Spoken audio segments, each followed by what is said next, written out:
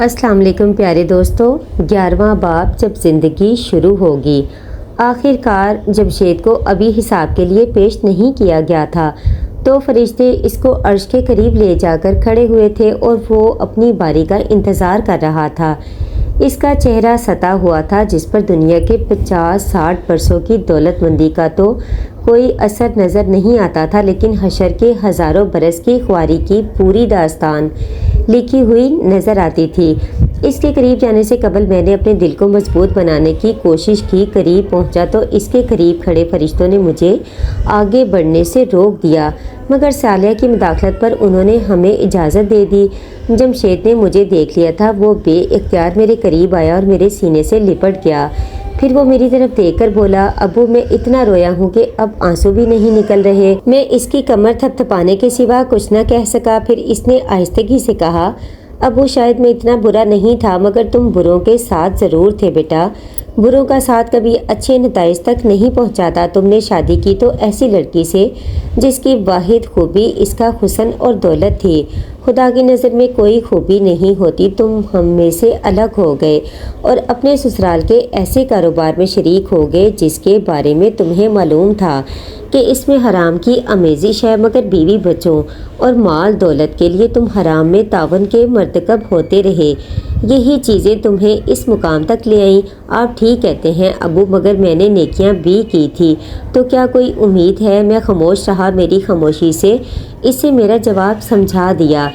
وہ مایوس کن لہجے میں بولا، مجھے اندازہ ہو گیا ہے ابو، اپنے بیوی بچوں اور ساس سسر کو جہنم میں جاتا دیکھنے کے بعد مجھے اندازہ ہو چکا ہے کہ آج کسی کے ہاتھ میں کچھ نہیں ہے۔ سارا اختیار اس رب کے پاس ہے جس کے احکام کو میں بھولا رہا۔ آج جس کا عمل اسے نہیں بچا سکا، اسے دنیا کی کوئی طاقت نہیں بچا سکے گی۔ میں ہزاروں برس سے اس میدان میں پریشان پھر رہا ہوں۔ میں ان گنت لوگوں کو جہنم میں جاتا دیکھ چکا ہوں۔ مجھے اب اپنی نجات کی کوئی امید نہیں رہی۔ میں نے اللہ سے بہت معافی مانگی ہے، مگر میں جانتا ہوں کہ آج معافی مانگنے کا کوئی فائدہ نہیں۔ ابو، اللہ پاک شاید مجھے معاف نہ کرے، مگر آپ مجھے ضرور معاف کر دیجئے گا۔ آپ تو میرے باپ ہیں نا۔ یہ کہہ کر وہ پھوٹ پھوٹ کر رونے لگا۔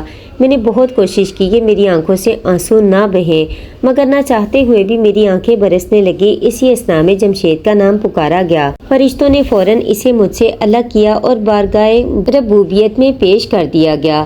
وہ ہاتھ باندھ کر اور سر جھکا کر سارے جہانوں کے پروردگار کے حضور پیش ہو گیا۔ ایک خاموشی طاری تھی۔ جمشید کھڑا تھا، مگر اس سے کوئی ایسا سوال نہیں کیا جا رہا تھا۔ مجھے سمجھ میں نہیں آیا کہ اس خاموشی کی وجہ کیا ہے۔ تھوڑی دیر میں وجہ بھی ظاہر ہو گئی۔ کچھ فرشتوں کے ساتھ نائمہ وہاں آ گئی۔ اس کے ساتھ ہی صالحہ نے مجھے اشارہ کیا تو میں نائمہ کے ساتھ جا کر کھڑا ہو گیا۔ نائمہ کے چہرے پر ہوائیاں اڑ رہی تھی۔ وہ مجھ سے کچھ پوچھنا چاہ رہی تھی، مگر بارگاہ احدیت کا رعب اتنا شدید تھا کہ اس کی آواز نہیں نکل رہی تھی۔ کچھ دیر میں جمشید سے سوال ہوا، مجھے جانتے ہو میں کون ہوں؟ اس آواز میں اتنا ٹھہراؤ تھا کہ میں اندازہ نہیں کر سکا کہ یہ ٹھہراؤ کسی طوفان کی آمد کا پیش خیمہ ہے یا پھر مالک کے دو جہاں کے حلم کا ظہور ہے۔ آپ میرے رب ہیں، سب کے رب ہیں، یہی میرے والد نے مجھے بتایا تھا۔ شان بے نیازی کے ساتھ پوچھا گیا، کون ہے تمہارا باپ؟ جمشید نے میری طرف دیکھ کر کہا، یہ کھڑے ہوئے ہیں۔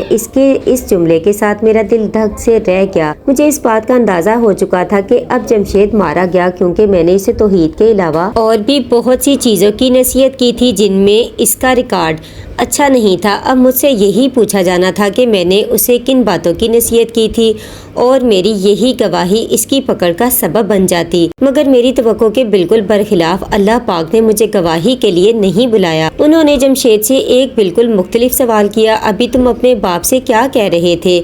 یہ کہ اللہ پاک شاید مجھے معاف نہ کرے، مگر آپ مجھے ضرور معاف کر دیجئے۔ آپ تو میرے باپ ہیں نا۔ لمحہ بھر پہلے جو میری امید بندی تھی وہ اس سوال کے ساتھ ہی دم توڑ گئی۔ جمشید کو بھی اندازہ ہو گیا کہ اس کی پکڑ شروع ہو چکی ہے۔ خوف کے مارے اس کا چہرہ سیاہ پڑ گیا، اس کے ہاتھ پاؤں لرزنے لگے۔ اس کے سانو گمان میں بھی نہ تھا کہ اللہ پاک جو دوسرے حساب کتاب میں مصروف تھے، ساتھ ساتھ اس کی بات بھی سن رہے تھے۔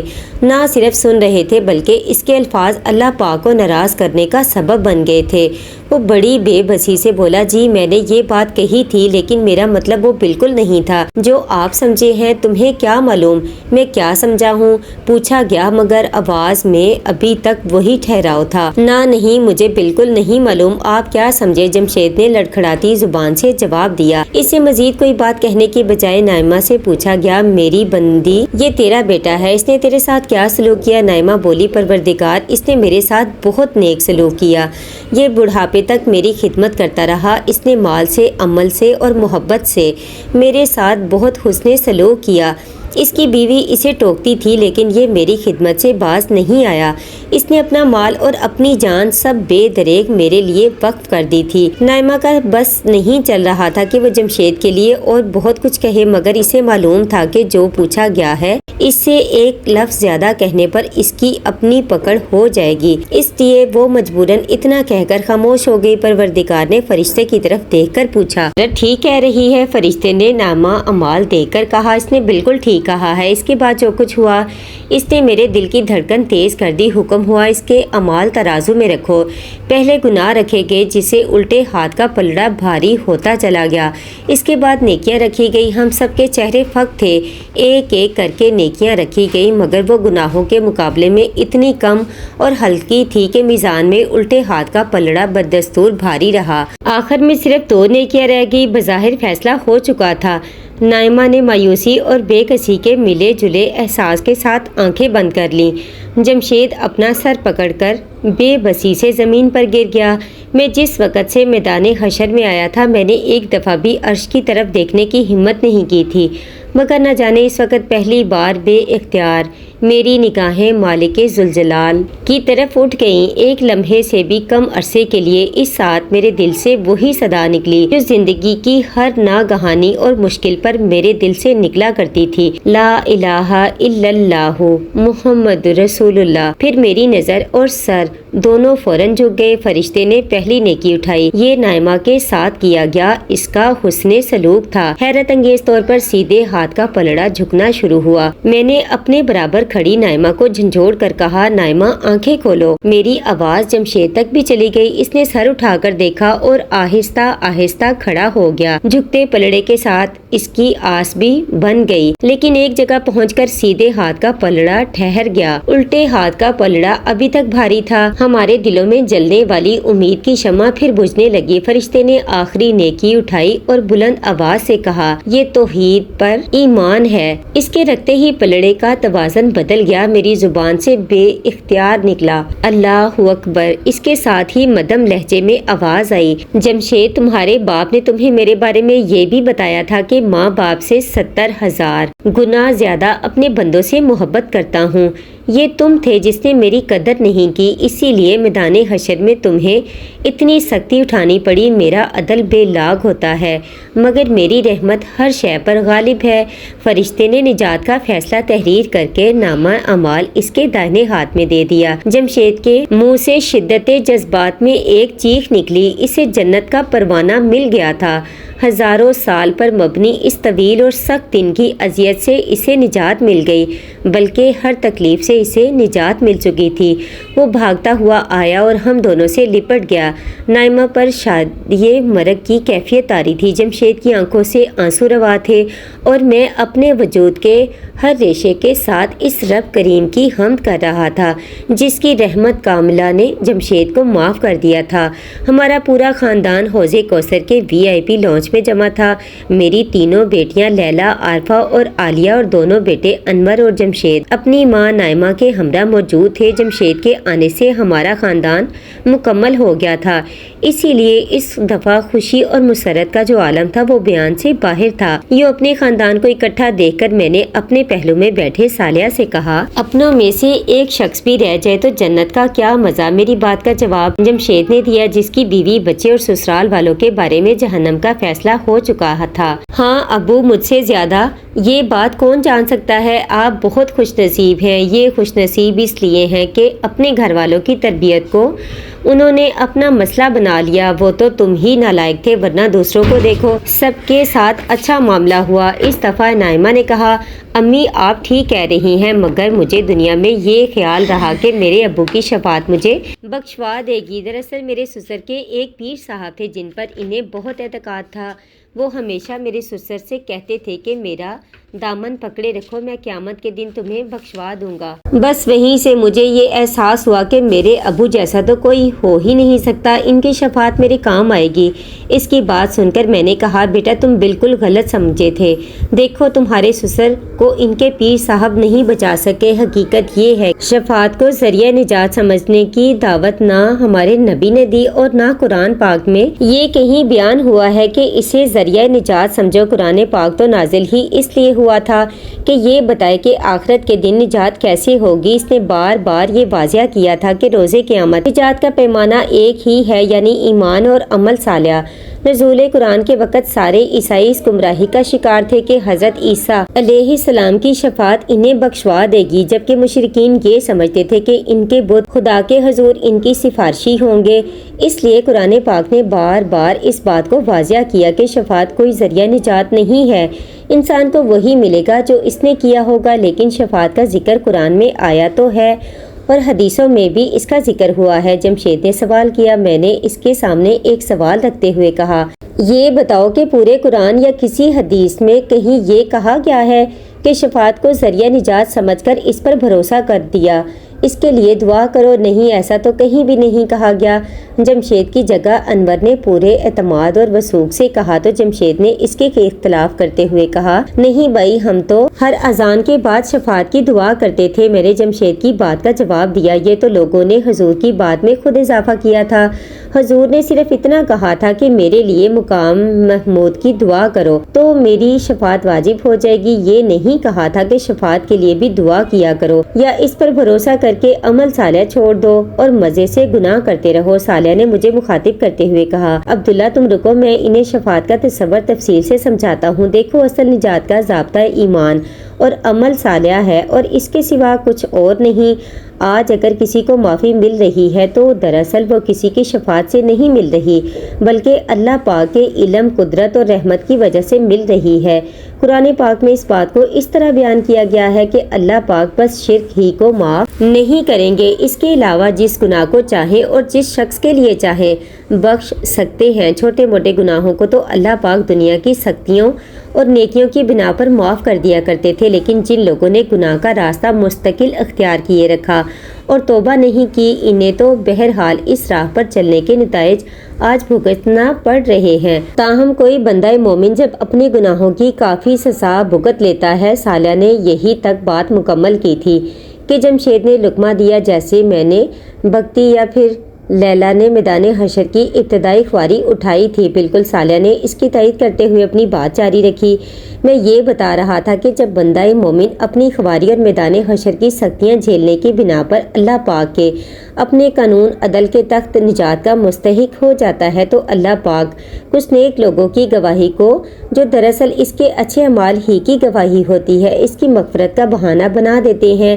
جیسے تمہارے لیے تمہارے ماں باپ کی گواہی مغفرت کا ذریعہ بن گئی، یا لیلا اللہ رسول کی اس گواہی کے نتیجے میں نجات پا گئی جو آپ نے ابتدا میں دی تھی۔ لیکن دیکھ لو کہ اس میں بھی ذاتی ایمان اور ذاتی عمل کی موجودگی ضروری ہے اور سزا تو بہرحال انسان کو بھگتنا پڑتی ہے۔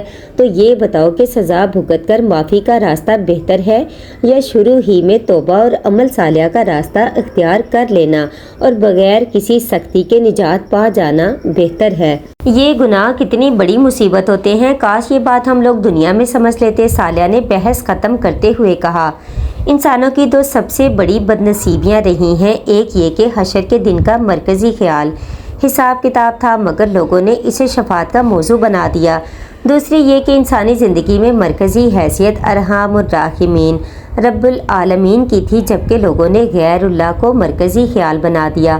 میں نے صالح کی تائید کرتے ہوئے کہا، کتنی سچی بات کہی ہے تم نے صالح، کاش لوگ یہ بات دنیا میں جان لیتے۔ پھر میں نے اپنے بچوں کو مخاطب کرتے ہوئے کہا، میرے بچوں، اب دنیا کی زندگی قصہ ماضی ہو چکی ہے، اب تمہاری منزل ختم نہ ہونے والی جنت کی بادشاہی ہے، سکون، آسودگی، آسانی، محبت، رحمت، لطف و سرور تمہیں یہ سب مبارک ہو۔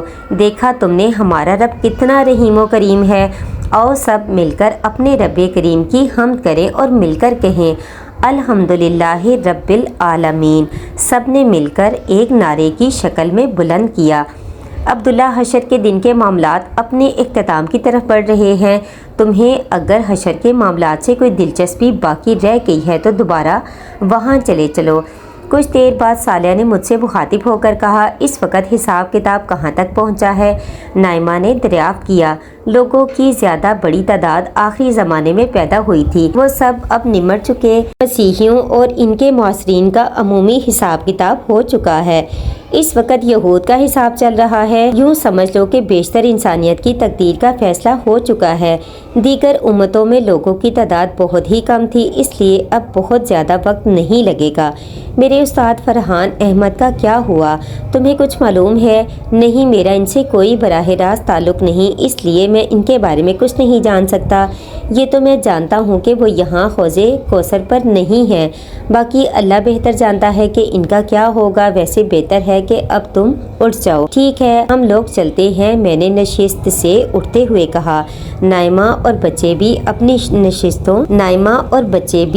نشستوں سے اٹھ گئے۔ نائمہ نے اٹھتے ہوئے کہا، میں ان بچوں کے ہمراہ ان کے خاندانوں کے پاس جا رہی ہوں۔ یہاں VIP لانچ میں تو صرف آپ کے بچے آ سکتے ہیں، ان کے بچے تو نیچے انتظار کر رہے ہیں۔ میں ان کے پاس جا رہی ہوں، اور ہاں، مجھے اپنے جمشید کے لیے کوئی نئی دلہن بھی ڈھونڈنی ہے۔ اس آخری بات پر ہم سب ہنس پڑے، سوائے جمشید کے۔ اس کی سمجھ میں نہیں آیا کہ وہ نئی دلہن کی بات پر ہنسے یا اپنی سابقہ بیوی کی ہلاکت پر افسوس کرے۔ جی تو پیارے دوستو، جب زندگی شروع ہوگی کا 11واں باب آج آپ نے سنا۔ یہ ایسی تحریر ہے جس کو سننے کے بعد بہت سے لوگوں کی زندگیاں بدل جاتی ہیں۔ یقین کریں، میری اپنی خود کی زندگی بدل گئی، اور میں اس امید کے ساتھ اس ناول کو اپلوڈ کرتی ہوں کہ آپ اسے سنیں اور اس کو سن کر اس پر عمل بھی کریں۔ یہ دنیاوی زندگی تو وقتی ہے، اور ہمیں حقیقی زندگی کے لیے کچھ نہ کچھ کرنا چاہیے تاکہ ہم اس بڑے عذاب سے بچ سکیں۔ ویڈیو اچھی لگے تو لائک اور شیئر ضرور کیجیے گا۔ جو چینل پر نیو ہے ان سے میری کائنڈلی ریکویسٹ ہے کہ چینل کو سبسکرائب کریں، ساتھ میں بیل آئیکن کے بٹن کو بھی پریس کر دیجیے گا تاکہ نیو آنے والی ویڈیو کا نوٹیفیکیشن آپ کو بر وقت مل سکے اور آپ اس طرح کی بہت ساری ویڈیوز سے لطف اندوز ہو سکیں۔ ہمیشہ کی طرح اپنا بہت سارا خیال رکھیے گا۔